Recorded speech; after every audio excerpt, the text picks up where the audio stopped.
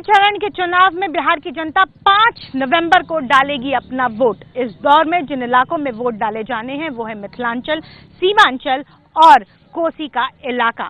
क्या सोचती है यहाँ की जनता? क्या बाहरी बनाम बिहारी ही बनकर रह जाएगा ये चुनाव, या फिर आरक्षण पर बीते दिनों जो बयानबाजियां हुई उसका वोटरों पर पड़ा है असर?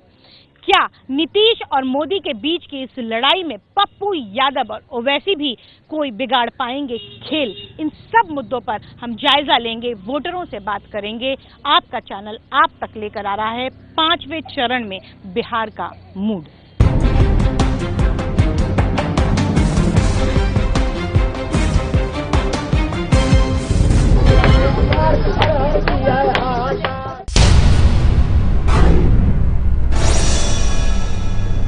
आपका चैनल एबीपी न्यूज पहुंचा है इन्हीं इलाकों में। दरभंगा के अली नगर से अब हम बात करेंगे यहाँ जितने भी स्थानीय लोग मौजूद हैं उनसे कि आखिर क्या सोचते हैं, क्या मुद्दे हैं जिन पर उन्हें चुनाव इस बार जाकर मतदान करना है। सबसे पहले आपसे जानना चाहूंगी, हर फेज में एक नई बात सामने आ जाती है। इस बार पिछले सोमवार को बोल दिया है मोदी जी ने कि जो आरक्षण है दलितों का लेकर अल्पसंख्यकों को देने की कवायद चल रही है महागठबंधन की तरफ से।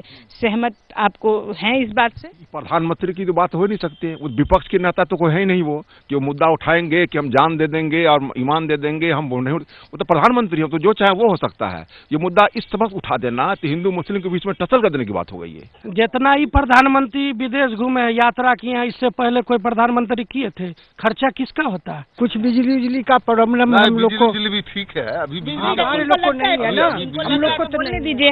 आप बताइए, आपको लगता है, आप नौजवान इलाके के, आपको लगता है कुछ दिक्कत है, कुछ चाहिए? तब ना जी ठीक है सर। बिजली का थोड़ा और सुविधा सही से होना चाहिए। सब वोट काटने के लिए आए हैं, वोट को उन्होंने बर्बाद किया, उससे कोई फर्क नहीं पड़ेगा। क्यों नहीं पड़ेगा? आप लोगों को नहीं चाहिए कि आप में से ही कोई एक खड़ा हो, जीत कर सामने आए? नहीं, इसलिए आए हैं यहाँ ना, तो उनके आने से कोई फर्क नहीं पड़ेगा। जो हमारी पार्टी सब चल रही है, असल रनिंग में जो है बीजेपी आई है और यही दोनों इसमें जीतेंगे, वो जीतें या ये जीतें। बाकी ओवैसी तो वैसी। और इस इलाके के लोगों ने एक मन जरूर बना लिया है अपना कि आखिर उन्हें किसको और किन मुद्दों पर वोट करना है, और बिल्कुल अडिग हैं, अचल हैं। ये नहीं सोचते कि अगले दिन अगली फेज में कौन क्या बयान देगा, उससे अपने मन को बदलते नहीं हैं।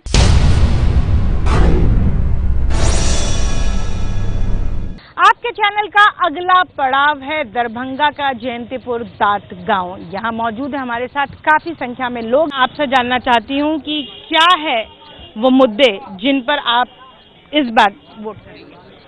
हम लोग तो विकास के मुद्दे पर वोट दे रहे हैं। विकास, ऐसा विकास जो सदियों से अंधेरे में है वह रोशनी कर डाले, ऐसा विकास चाहिए हम लोगों को। हम लोग बढ़िया रहे, इसीलिए हमको घर में गांव में रोड नहीं है, बिजली नहीं है, बच्चे लोग पढ़ नहीं पाते, हम लोग को राशन कार्ड नहीं मिला है।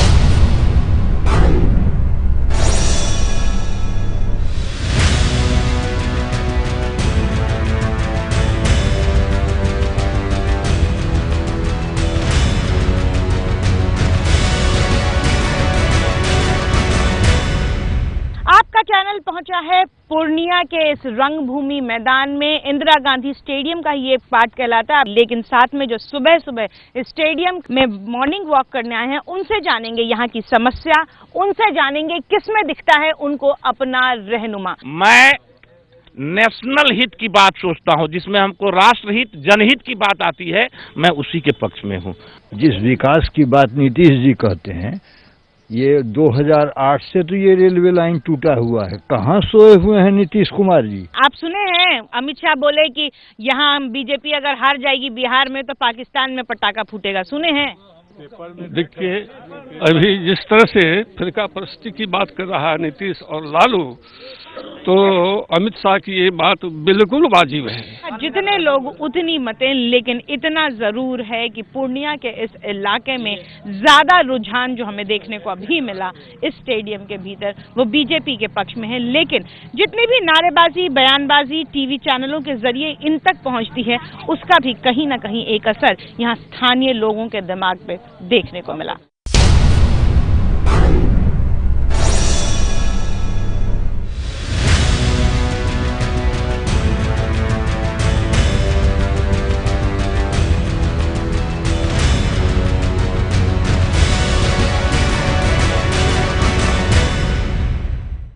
वक्त हैं बिहार के कोसी इलाके में, जिसमें आता है सहरसा, सुपौल और मधेपुरा का इलाका। कोसी को बिहार का शोक कहा जाता है, वो इसलिए क्योंकि नदी में पानी जब जब बढ़ता है, नदी के आसपास बसे इलाकों में बाढ़ का खतरा बढ़ जाता है।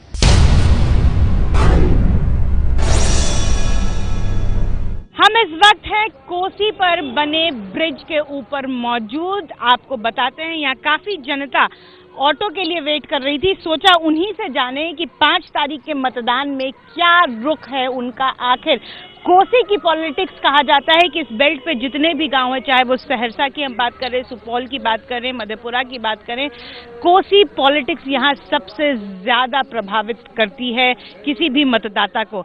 आपसे जानना चाहते हैं, कोसी में 2008 में बाढ़ आया था, क्या उसके बाद सरकार को जो सब काम करना चाहिए था वो कर दिए? हाँ, सरकार जो नीतीश सरकार जो है उसके बाद वो काम जो है पूरा किए। उसके बाद हाँ बोलिए। उसके बाद जो विस्थापितों को मकान देना था और बाकी जो वादे किए गए थे सब पूरा हो? हाँ, पूरा हो गया, पूरा।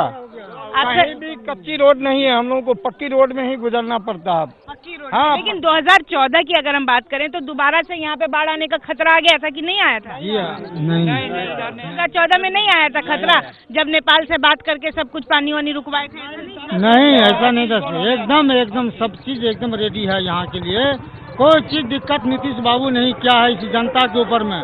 नीतीश जी वादा करके गए थे कि अगर आपके यहाँ लाइन घर घर नहीं पहुँचेगा तो हम आपसे वोट मांगने नहीं जाएंगे। फिर आप क्यों आए वोट मांगने? देखिए उधर कहीं लाइन नहीं है, कहाँ है लाइन? आप देखिए, ये बस यहाँ देखिए। इस इलाके में जिसे कहा जाता है कोसी बेल्ट, यहाँ पर कोसी पॉलिटिक्स बहुत ज्यादा चलती है, उस इलाके में हम पहुंचे। एबीपी न्यूज आपका चैनल पहुंचा आपको दिखाएं। कोसी नदी यही मौजूद है, लेकिन ऐसा लगता है मानो नीतीश या फिर महागठबंधन का जो वोट बैंक है उसमें थोड़ी सी सेंध लगती नजर आ रही है, क्योंकि यहाँ लोग बटे हुए हैं नीतीश कुमार के जो विकास के दावे हैं उसको लेकर। Saroj Singh, ABP news, Kosi.